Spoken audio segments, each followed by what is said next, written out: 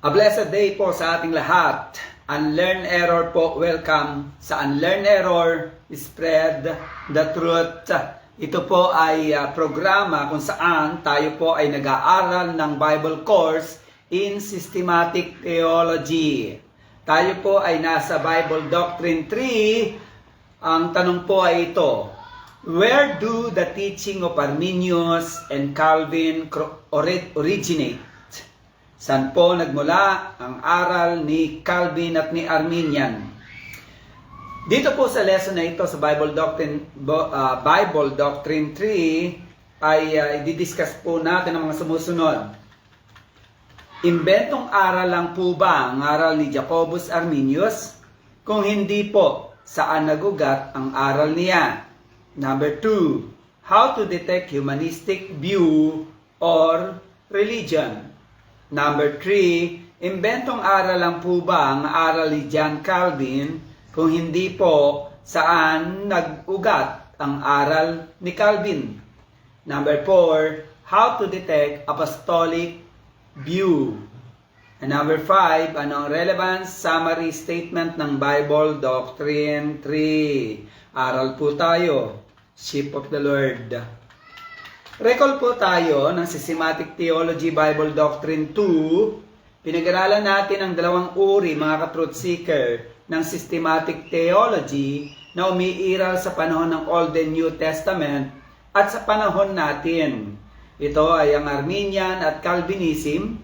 Pinag-aralan din natin ang Systematic Theology mula sa humanistic world view na mas kilala at tinatawag sa panahon natin na Arminianism, at ang Systematic Theology naman mula sa Apostolic Biblical View na mas kilala at tinatawag na Calvinism sa panahon natin.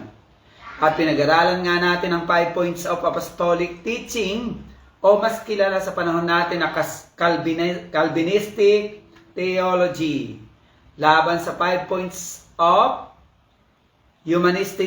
Humanistic teaching o mas kilala sa panahon natin na Arminian theology.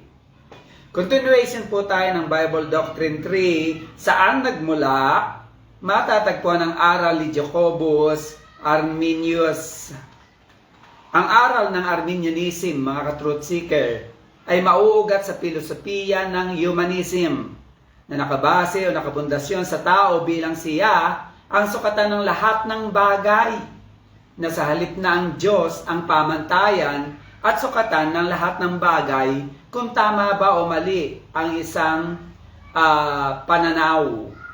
Mapapansin natin, mga ka-truth seeker, na sa humanistic view, ang Diyos ay nadidethrone o naaalis sa trono at ang self natin, ang tao, ang nai-inthrone at nailalagay sa trono o ang tao ang nagiging Diyos ng kanyang sarili to the point na siya ang hari ng sarili niya.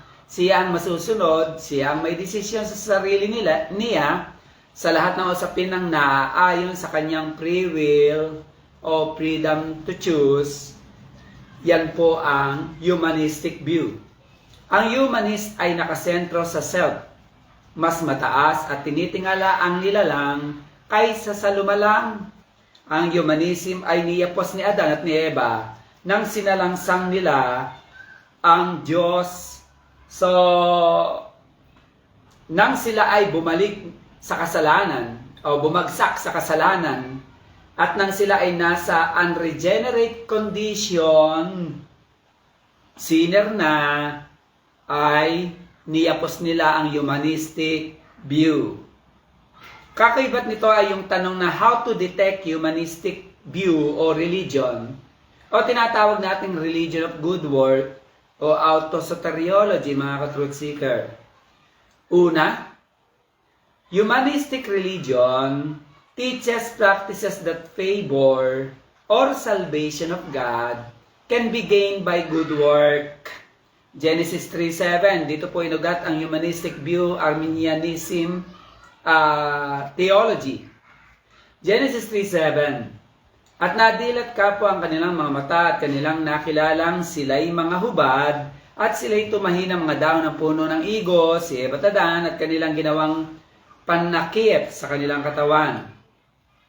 na magkasala, mga ka-truth seeker, si Adan at si Eva, nahiya sila sa kanilang kahubaran. And of course, di lang sila nahiya sa bawat isa, mas napakalaking kahihiyan ang kakaharapin nila sa harap ng Diyos na banal at walang sala. Ang kasalanan nila ay nagbunga ng malisya at kahihiyan, pati natakot. Kaya bago pa nila makaharap ang Diyos, by their own effort, by their own good work, by their own way, sila na ang gumawa ng paraan at nag-provide ng pantakip ng dahon ng igos para makaligtas sa kahihiyan sa harapan ng Diyos, na dapat sana ang Diyos ang asahan nila na magliligtas sa kanilang kahihiyan at kahubaran. Ganito rin po ang tao sa kanyang humanistic view. Siya ay nananangan sa kanyang sarili, sa kanyang magagawa para maligtas niya ang kanyang sarili. Naniniwala siya na ang free will niya, ang desisyon niya, ang paggusto niya sa Diyos, ang sarili niyang diskarte, ang sarili niyang way pamamaraan, ang sarili niyang effort lakas, ang sarili niyang sacrifices at ang pagtatakip niya ng dahon ng igos ang makakapagligtas sa kanya. Gaya din naman ni Adan, ang tao ay naniniwala sa Diyos para makapagligtas ang Diyos at mailigtas siya sa kahubaran at kahihiyan, kailangan niya ang Diyos plus effort. Humanistic to Diyos plus sacrifice niya. Faith plus free will o decision niya o pamamaraan niya. Faith plus good work. Grace plus righteousness ni Eva at ni Adan. Grace plus faithfulness niya. Till the end, ang makakapagligtas kay Eva at Adan.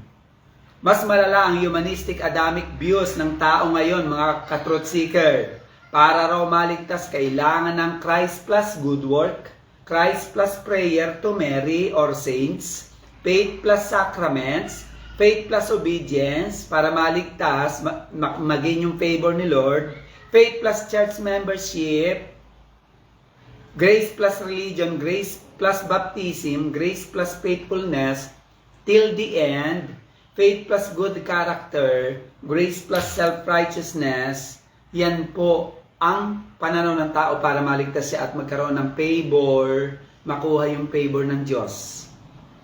Humanistic at Adamic view ang maling paniniwala ng Arminianism na ang makasalanan ay partially dead at spiritually sick. Kaya raw ang tao ay may kakayahang manampalataya at magsisi sa ganang kanyang sariling lakas at sa sarili niyang free will, sa sarili niyang desisyon. Kung pipiliin niya ang Diyos o hindi, nasa choice ng makasalanan yan. Wala sa Diyos at hindi sa Diyos nakasalalay ang sovereign will to decide kung sino ang pipiliin ng makasalanan at kung sino ang gusto ng makasalanan. So yan ang humanistic view. Ang Arminianism ay pagtatangka na i-Christianize ang humanism o pagtatangka na palitan ang aral ng Kristyanismo o aral ng Biblia at palitan ito ng pananaw ng tao. Alam naman natin na ang humanism ay may dalawang components. Tandaan natin to, mga ka-truth seeker. Free will at good work. Free will at good work. Na makikita naman natin sa Genesis chapter 3 na nag-decide ang tao, free will, to save himself.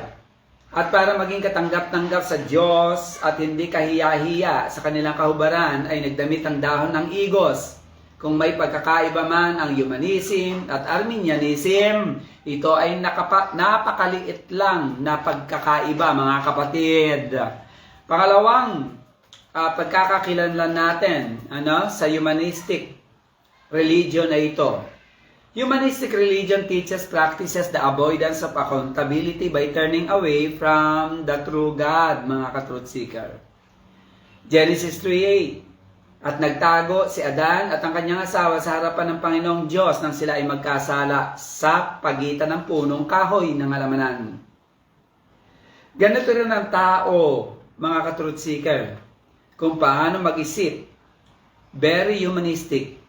Lumalayo, nagtatago, umiiwas sa Diyos dahil nabubuhay sa kasalanan.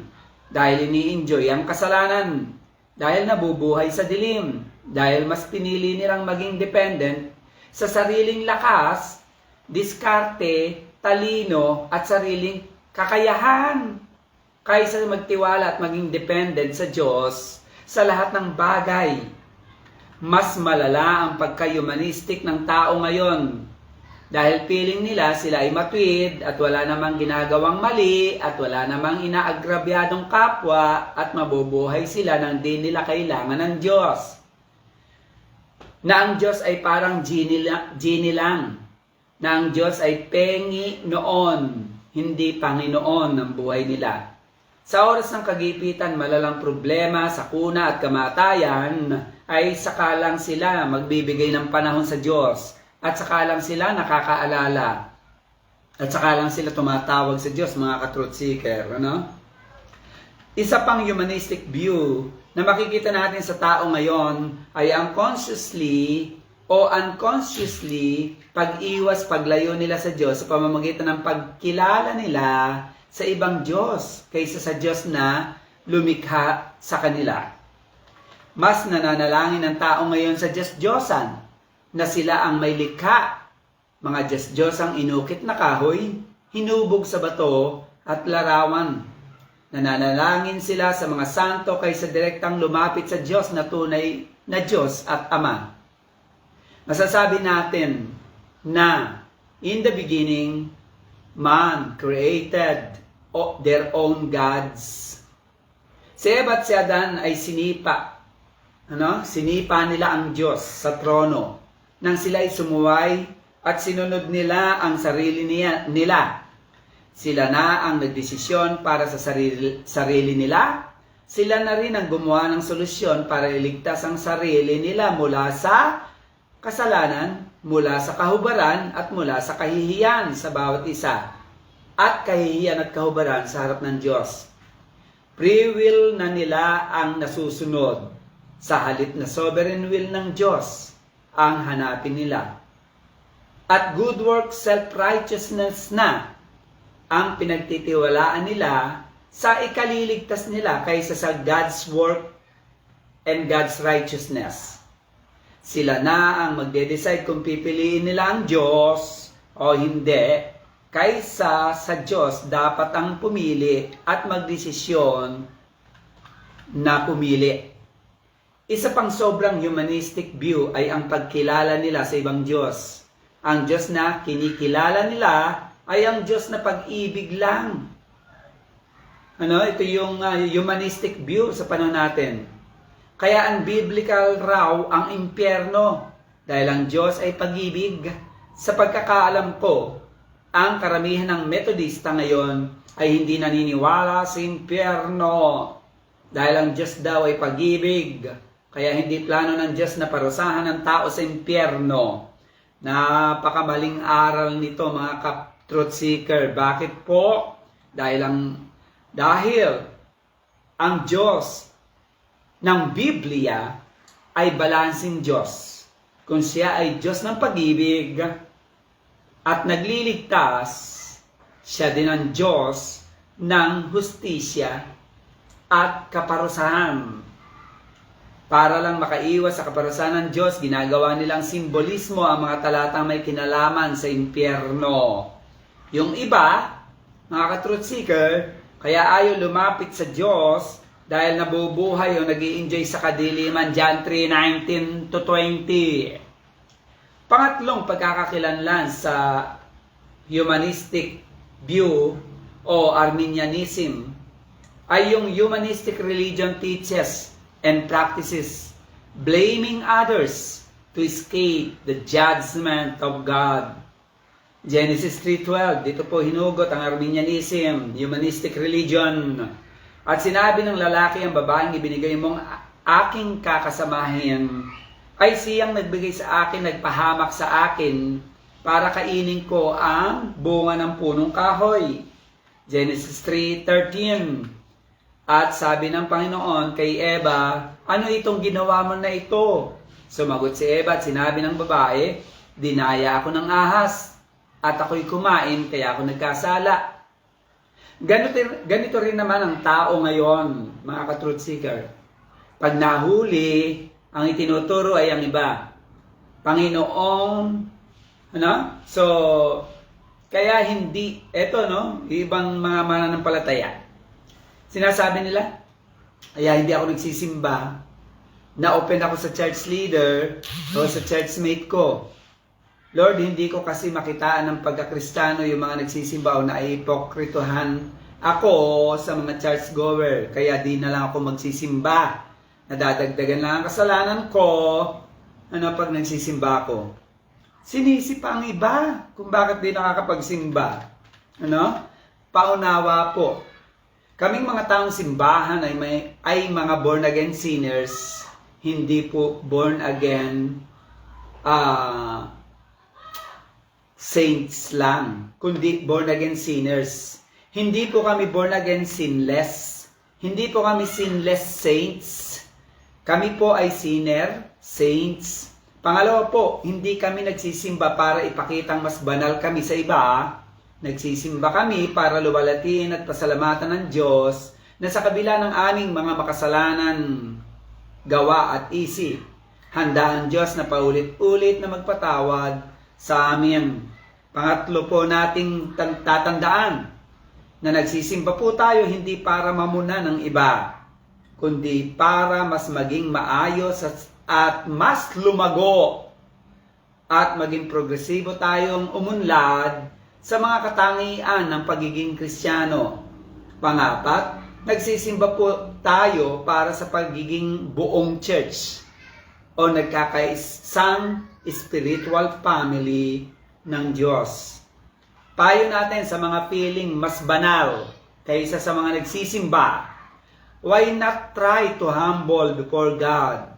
Be meek, put your trust in God rather than others, and go back to God. Huwag manisi ng iba. Sa mga nagmamataas, alam nyo ba, yung di natin pagsisimba o ayaw nating maging Kristiyano dahil tingin natin hipokrito ang mga nagsisimba. Sa totoo lang, ang pagka-disgusto nating maging Kristiyano ay dahil ayaw naman talaga natin. Dahil sa totoo lang, mas gusto nating mabuhay sa kasalanan kaysa mabuhay sa naisin ng Diyos. Hindi tayo naging Kristiyano kasi sa totoo lang, ang puso natin ay unwilling, unable, at walang kakayahang lumapit at kumilala sa Diyos. Maliban na lang nakilusan tayo ng Diyos, mga kapatid. Isa pang humanistic view, mga ka-truth seeker, ay ito. Sa lahat ng masamang nangyayari sa atin, mga kagutuman, kahirapan, kawalan, frustration, misachievement, failure, misery, pain, agony, halos 99.99% ay dahil sa ating mga maling desisyon, dahil sa ating mga maling akala, dahil sa ating kapabayaan, dahil sa ating pagsuway. Hindi si nanay, hindi si tatay, hindi si kapatid, hindi sino man, kaya tayo naging miserable. Tayo ang may kasalanan, tayo mismo. Isang napakamaling itinuturo ng humanistic psychology ay ito. Kaya raw naging negative ang behavior at attitude ng tao ay dahil sa kagagawa ng iba in the past or dahil sa mga masasamang past experiences na ginawa sa kanila ng ibang tao nung bata pa sila. Yes. Yes po. May napakaliit na bahagi at epekto ang mga masasama nating experiences sa nakaraan at mga ginawa sa atin ng iba sa nakaraan. Pero huwag po natin kalilimutan na ang halos 99.99% ng misery, agony, pain, failure, misachievement, darkness, hopelessness, humiliation, and negativity na nararanasan natin, it is because of our wrong decision, because of our own sin, it is because of our negligence, it is because of our pride, lust of the flesh, lust of the eyes, it is because of our selfishness, and it is because of our undisciplined life. In short, lahat ng pangit na nangyayari sa atin ay dahil sa ating stupidity, sin, and selfishness. SSS. Stupidity, sin, and selfishness. Hindi ito dahil kay Satanas o sa mga demonyo. Hindi ito dahil sa Christian o non-Christian. Hindi ito dahil kay nanay, tatay, kapatid, kapitbahay, kaibigan o sino man. Ito ay dahil sa iyo, ikaw mismo, ako mismo, at dahil sa sarili mo, no less, no more. At walang ibang dapat sisihin, kundi ikaw lang. Si Adan po, ito mga ka-truth seeker, no? Si Adan po ba ay nagkasala? Dahil kay Eva? At dahil kay Satanas? Mali po, mga ka-truth seeker. Nagkasala si Adan dahil personal choice niya yun. Kahit pilitin siya ni Eva at ni Satanas o nino man, kung didesisyonan o pipiliin ni Adan na huwag kumain ng bunga, ay walang magagawa si Eva o si Satanas man. Kasi ang full power, full authority, at complete responsibility and accountability ay hawak ni Adan, wala kay Eva, at lalong wala kay Satanas. Ito ang mas nakalulungkot na katotohanan, mga ka-truth seeker. Dahil sa lack of knowledge, sinisisi ng mga Kristiyano ang Diyos kaysa sarili nila ang sisihin. Na kaya raw tayo mapupunta sa impyerno ay dahil hindi tayo pinili ng Diyos. Mali po ito, mga kapatid. Dahil mapupunta po ang makasalanan sa impyerno dahil siya ay makasalanan. Hindi dahil sa hindi siya pinili ng Diyos. John 8:24, sabi ni Jesus, you shall die in your sin. Mapapahama kayo at mamamatay kayo dahil sa inyong kasalanan, hindi dahil hindi kayo pinili ng Diyos. Napakamali rin na isisi sa Diyos, mga ka-truth seeker, na kaya nangyayari ang masasamang bagay ay dahil decree o itinakda na ng Diyos in eternity. Nakitang-kita naman natin na kaya tayo nagkasakit. For example, in our time, ay dahil sa kapabayaan natin, hindi dahil dinikri ni Lord. Kaya tayo napahamak ay dahil sa kagagawa natin o ng iba. In time, in our time. Pangalawang tanong, saan nagmula o matatagpuan ang aral ni John Calvin? O saan naman sa Biblia matatagpuan ang framework of teaching ng Calvinism? Kakibat nito, how to detect biblical apostolic teaching na tinatawag natin religion of good work, religion of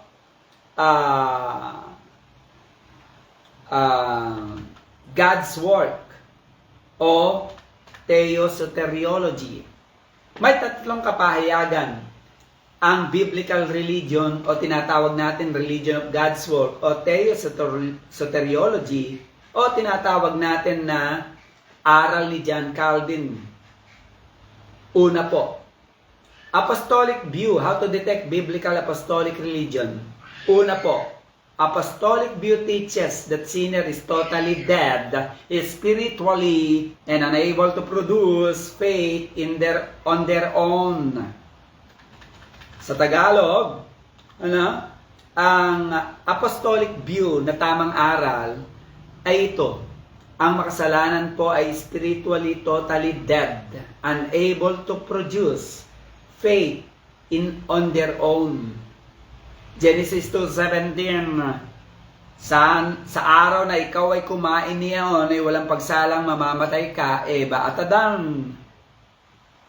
Ano pinupunto ng Panginoon pag nagkasala si Eva at Adan? Mamamatay sila spiritual. May tatlong kamatayan sa Biblia. Kamatayang spiritual o pansamantalang pagkahiwalay sa grasya ng Diyos na nagre-resulta ng hatol at parusa ng Diyos. Genesis 2:27, Ephesians 2:1. Ang pangalawa ay kamatayang physical o pagkahiwalay ng espiritu sa katawan. Genesis 3:19, James 2:26. At ang pangatlo ay kamatayang eternal o tinatawag nating eternal na pagkahiwalay ng tao sa grasya ng Diyos na nagre-resulta ng eternal na hatol at parusa ng Diyos. Matthew 25:46, 2 Thessalonians 1:9 9. So, Genesis 3:8. At narinig ni Adan at ni Eva ang tinig ng Panginoon na lumalakad sa halamanan sa kulimlim ng araw. At nagtago si Adan at ang kanyang asawa sa harapan ng Panginoong Diyos sa pagitan ng mga punong kahoy sa halamanan. Alam nyo, ang pinupunto dito sa Genesis 3:8 is spiritual death. We are totally dead, not partially, but completely dead. And not just sick, but absolutely dead. Kasi paniniwala ng Armenian view, humanistic view, na ang tao daw ay sick lang spiritually. Partially dead lang, kaya meron siyang kakayanan na manampalataya. At kumilala sa Diyos at maligtas. Mali po yan. Ang pagsuway nila Adan at Eva sa kautusan ng Diyos at ang kasalanan nila ang root cause ng kamatayan nila. At ito ang nagbunsod sa puot ng Diyos, wrath, paghuhukom, judgment, at paghatol ng Diyos, condemnation. Yes, in eternity, itinakda ng Diyos na sila ay bumagsak sa kasalanan. Pero in Adam's time, makikita natin na in their free choice, free will, mas pinili nilang magkasala kaysa sumunod sa Diyos. Kaya nagbunga ito ng spiritual death o pansamantalang kamatayang spiritual o pansamantalang pagkahiwalay sa grasya ng Diyos o pansamantalang paghuhukom at hatol ng Diyos. At ito ay tinatawag na total depravity o absolute spiritual death. I-recall lang natin mga ka-truth seeker na ang humanistic view ay ito. Ang tao raw ay partially dead, ang makasalanan daw ay spiritually sick, kaya ang tao may kakayahang kumilala at makilala ang Diyos, at ang tao ay may kakayahang manampalataya kung kailan niya gusto at kung kailan niya pipiliin ang Diyos para maligtas. Maling pananaw yan, mga kapatid. Ang Biblia po, Ephesians 2:1, kahit ang science po ay nagkakaisa sa paniniwala na kapag sinabing patay spiritually, ang ibig sabihin ay patay totally, patay absolutely, patay completely. Meaning, ang patay spiritually ay walang kakayahang magsisi sa kanyang sariling lakas. Wala siyang kakayahang gumusto o kumilala sa Diyos at magmahal sa Diyos. Wala siyang kakayahang makaunawa at yapusin ang katotohanan ng pagliligtas ng Diyos. Wala rin siyang kakayahang lumapit sa Diyos at wala siyang kakayahang tanggapin si Jesus. Pag sinabi kong tanggapin si Jesus, hindi yan sinner's prayer, hindi yan prayer of acceptance, hindi yan prayer of faith, yung tinutukoy ko, hindi po yun. Ano? Kasi maling aral po yung sinner's prayer, prayer of faith, prayer of acceptance. Hindi po yan biblical. Yan po ay aral ni Charles Finney at ipinakalat lamang ni Billy Graham na Armenian at humanistic ang theology. Marami sasabihin ng mga kritiko na ang tao ay may kakayahang manampalataya, magdesisyon at lumapit sa Diyos at magmahal sa Diyos at maglingkod sa Diyos kung gusto niya at kung kailan niya gusto. Ang problema po kasi ay ito. Ang sinasabi nating mga kakayahan na iyan ay natural faith lang. Natural repentance, natural decision, natural strength ng makasalanang katulad natin. Ang kailangan po kasi na faith ay ang faith na regalo at bigay ng Diyos. Faith na nagmumula sa Diyos, faith na nag-uugat sa union natin with Christ through the regeneration of the Holy Spirit, faith na bigay ng Diyos, faith mismo ni Jesus na dumadaloy sa Espiritu natin, hindi faith natin sarili.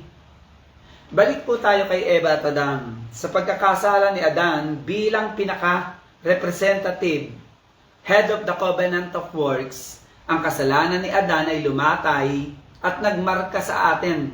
Kaya kung ano ang kasalanan ni Adan, ay apektado tayo sa resulta nito. Tayo ay naging kaisa, kabilang na makasalanan, katulad ni Adan.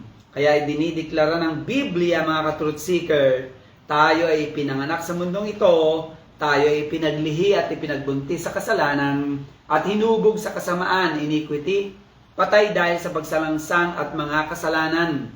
Ito ang kalagayan nating mga makasalanan. Tayo ay unregenerate sinner, kaya sinusukat natin ang lahat ng naaayon lamang sa perception, pagkaunawa ng self-glorification, self-satisfaction, at self-gratification natin. So we are humanist by nature. Mas sinasamba, mas binibigyan natin ng halaga, mas binibigyan ng lugod, mas kinatatakutan at mas kinahihiyan natin ang kapwa nilalang kaysa sa Diyos na lumalang sa atin. Kaya nga sinasalangsang natin ang kautosang iniukit ng Diyos sa puso natin. Sa ilalim ng covenant of works. At ang problema, nasisiyahan pa tayo sa halip na mapunit ang puso sa mga pagsalangsang at pagkakasala natin laban sa Diyos.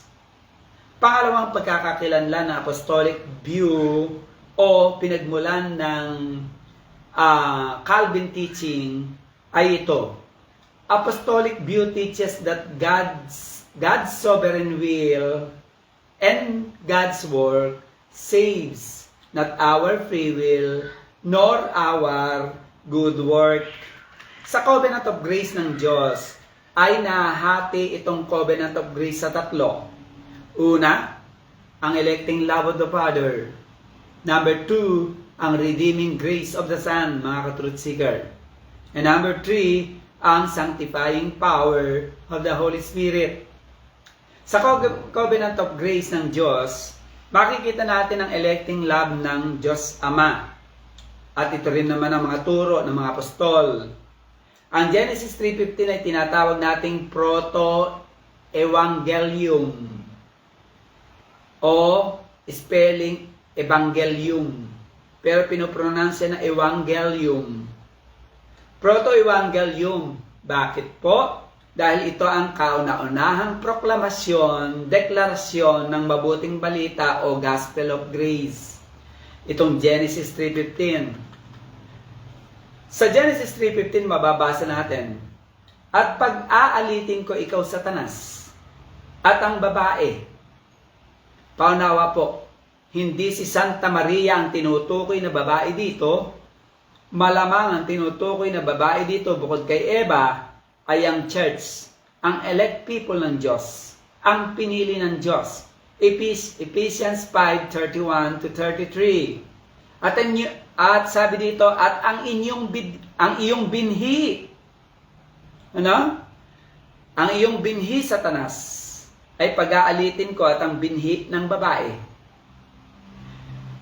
Sino ba ang binhi ni Satanas? Ang binhi ni Satanas ay ang masasamang tao, henerasyon ng mga ulupong at ahas. Hindi po literal na ahas, tao po, yan tinutukoy. Kasama pati ang masasamang anghel. Mababasa po natin yan sa Matthew 12:34, Matthew 23:33.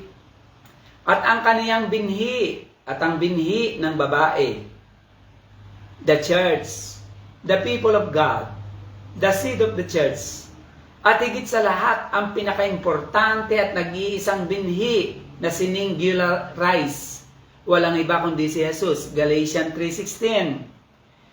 Si Jesus, ang church, at lalo na si Jesus, ang dudurog ng ulo, na binhi, si Jesus na ultimately wawasak sa otoridad, slavery ni Satanas sa buhay ng makasalanan, at ultimate na mananagumpay laban sa kamatayan at kasalanan. Sabi dito, at ikaw, so sino yung ikaw dyan? Satanas, ang dudurog ng sakong ni Jesus. Meaning, sa pahintulot ng Panginoong Jesus kay Satanas, sa ikatutubos ng mga makasalanan, si Jesus ay temporarily sasaktan ni Satanas. Si Jesus ay sacrificially mamamatay temporarily para sa ating ikaliligtas. At muling mabubuhay para sa ultimate salvation ng mga sheep niya, John 10:15. Number 2 po na bahagi ng Covenant of Grace ay makikita natin ang redeeming grace ng Diyos. Sa Genesis 3:21, aral ni John Calvin, aral na apostolic, aral ng Genesis, nag-ugat sa Genesis 3:21. At ginawa ng Panginoong Diyos si Adan at ang kanyang asawa ng kasuotang balat at sila'y ginamitan. Ano pinupunto ng Genesis 3:21? Ito ay kapahayagan ng Jesus na magbububo ng dugo at ang Jesus na ito ay magsisilbing cloth of righteousness ng mga pinili ng Diyos. So ano ang pinupunto natin dito? Ang pinupunto po natin ay ito. Sa humanistic view, ang tao ay naililigtas sa pamamagitan ng free will, free choice at good work niya. Naliligtas ang tao dahil gusto ng tao na piliin ng Diyos at ang Diyos naman ay susunod lamang sa kung ano ang gusto ng tao. At kung gusto ng tao na maligtas, kailangan niya ang faith plus good work, etc., etc., humanistic view. Samantalang sa apostolic view, Calvinistic view na nag-ugat sa Genesis, ang makasalanan ay naliligtas dahil ang Diyos ang pumili, pumatay ng hayop, para iligtas si Eva at Adan. Ang Diyos ang nagdesisyon, ang gawa ng Diyos ang nagliligtas sa atin, siya ang pumatay ng hayop. Hindi mabuting nating gawa, ang sovereign will ng Diyos ang nagliligtas sa atin, hindi ang free will natin, at lalong hindi ang faith natin o pagsisisi natin mga ka-truth seeker. Hindi tayo naging anak ng Diyos dahil lang sa sinner's prayer, prayer of acceptance, o prayer of faith. Makikita natin number 3 na bahagi ng covenant of grace ay ang sanctifying work of the Holy Spirit. Ihinto ko po muna ang explanation niyan. Bakit po? Kasi po ito ang punto natin. Paano po natin makikilala ang mauugat at saan natin mauugat ang aral ni John Calvin? At paano natin makikilala ang apostolic view na tamang aral? Apostolic view, pangatlo po. Apostolic view teaches that God regenerates through the work of the Holy Spirit. Ang aral po ni Calvin at ng apostolic ay ito. Ang Diyos ang nagbo-born again at gawa ng Holy Spirit ito, siya nagsasanctify sa atin. Makikita natin ang sanctifying work ng Holy Spirit. Genesis 3:20. At tinawag na Eva ni Adan ang kanyang asawa, sapagkat siya ang naging ina ng lahat ng mga nabubuhay. Anong pinupunto dyan? Mga ka-truth seeker, nang sabihin ni Adan na si Eva ang ina ng lahat ng mga nabubuhay, hindi lamang ito tumutukoy sa mga iaanak ni Eva. Higit sa lahat, ito ay tumutukoy at ito ay patutuo ni Adan na si Eva at siya ay binuhay ng Diyos sa pamamagitan ng pagliligtas ng Panginoong Hesus sa konteksto ng redemption ng ating Panginoon, nang naaayon sa epektibong pagtawag ng Espiritu o ng Diyos kay Adan at Eva. Genesis 3:9, tinawag ng Diyos si Eva at Adan na nagbubunga ng perseverance at pagtsatsaga, at pananatili, preservation ng mga banal o ni Eva at ni Adan that time.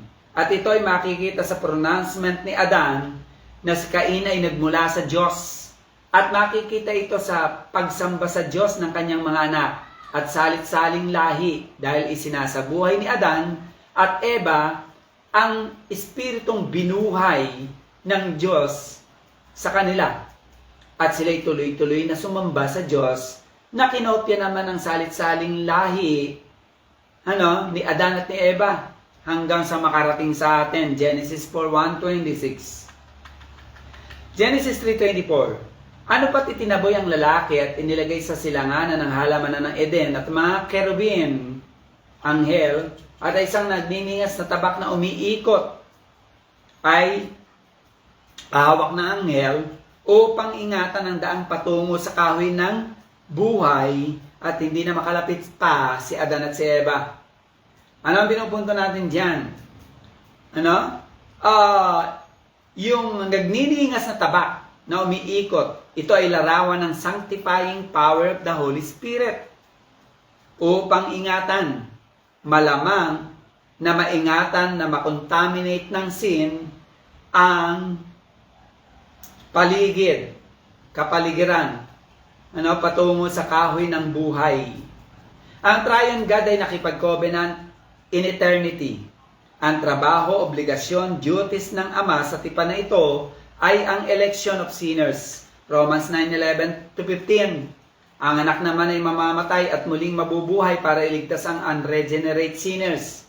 Ito ay tinatawag nating limited o particular atonement. Matthew 20:28, John 10:11, Ephesians 5:25, namatay si Jesus para sa definite people, sa mga elect ng Diyos at sa church ng Panginoon.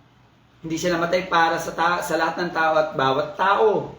At ang trabaho naman ng Holy Spirit ay ang irresistible grace o grasyang siguradong maa-attract ang mga pinili ng Diyos para ma-regenerate at ma-sanctify.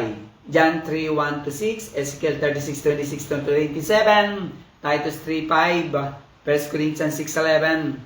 Ito ay tinatawag na covenant of grace o sovereign grace ng Diyos. Sa covenant of grace na ito ay makikita natin ang tao ay iniaalis sa trono at ang itinatanghal sa trono ay ang Diyos. Dahil ang Diyos naman talaga ang nag-govern na mamahala, may otoridad at kapangyarihan sa lahat ng nilalang.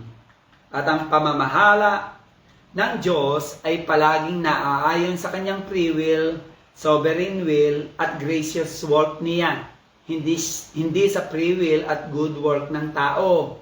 Ito ang apostolic teaching, biblical teaching o mas tinatawag natin sa panahon natin na Calvinistic teaching na mas dapat ibalik sa tamang katawagan na apostolic teaching. Hindi ito aral ni Calvin, ito ay doktrina mismo ng Biblia. Hindi ito bagong aral, mga ka-truth seeker.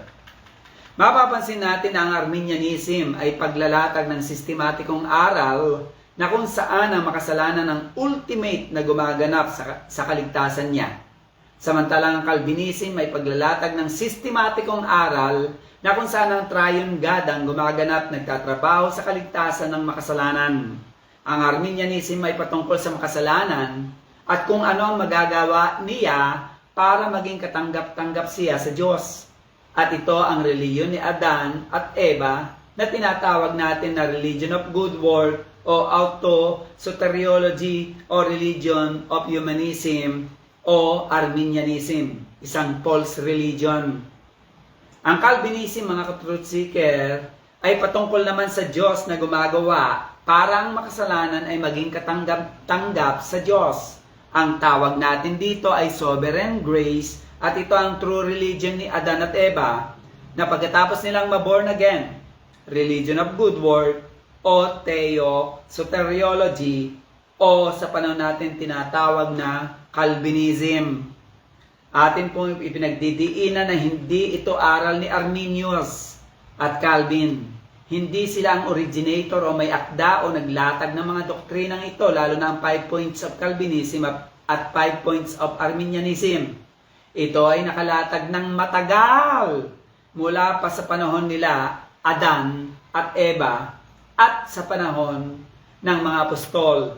Ang naging bahagi lamang nila Arminius at Calvin ay isaayos, gawing sistematiko, i-refine at linawin ang mga doktrinang nailatag na noon pang sinaunang panahon.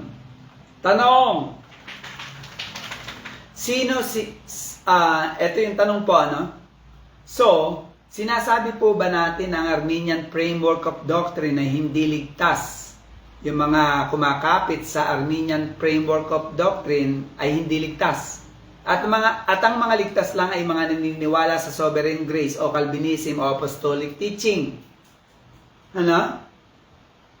Are we to conclude that if a person subscribes to the framework of Arminianism and if Arminianism is a false religion, then she must therefore be a non-Christian? Pag ang paniniwala natin, Arminian theology, ligtas ba siya? Kristiyano ba siya? Magandang pag-aralan to, mga kapatid. Sasagutin po natin yan sa Bible Doctrine 4. Relevance po ng Doctrine 4, Bible Doctrine 4 ay ito. Acts 2:41-42. Yaong mga nagsitanggap ng kanyang salita ay nangabautismuhan at nangaparagdag sa kanila ng araw na yaon ang may 3 bagong ligtas. 3,000 kaluluwa ang naligtas. At ano po ang unang ginawa ng 3,000 naligtas na ito sa pangangaral ng mga apostol? Acts 2:42.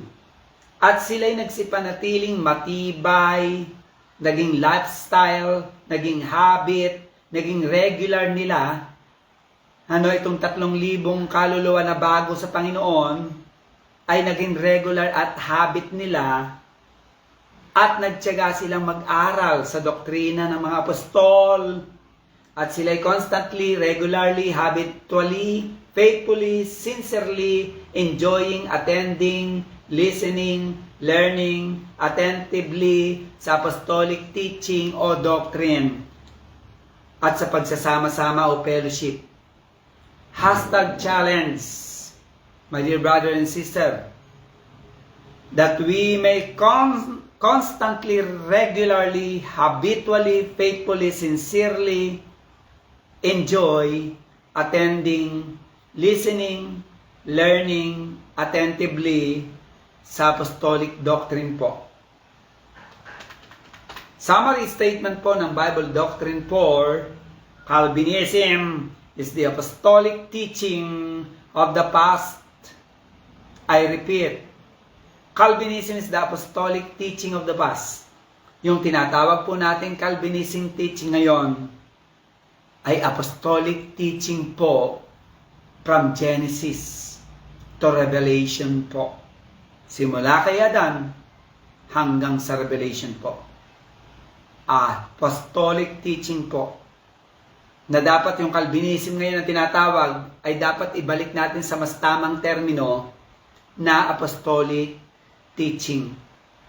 Good day po, and maraming salamat po sa pakikinig at pag-aaral dito sa Bible School namin sa programang Unlearn Error, Spread the Truth. Bible Doctrine 4 po tayo sa susunod. Good day and God bless po sa ating lahat.